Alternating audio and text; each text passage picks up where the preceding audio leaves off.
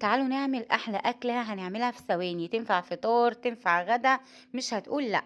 طاسة على النار وهننزل بمعلقة كبيرة من السمنة أو الزبدة.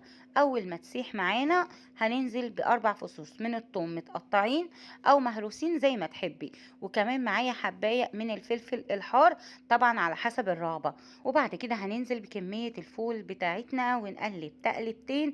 ولو وصلت لحد كده صلي على الرسول وادخلي على مطبخ بيبو واعملي اشتراك، هتلاقي احلى الوصفات، هتعجبك جدا جدا.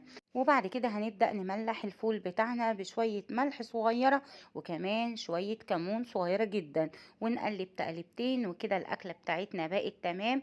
أحلى أكلة وأحلى فطار وممكن كمان غدا. هننزل بقى كده بالفول بتاعنا في الطبق مع لقمة كده ودن القطة، وألف هنا وعافية على قلوبكم. ما تنسوش تعملوا لايك للفيديو واشتراك لقناة مطبخ بيبو.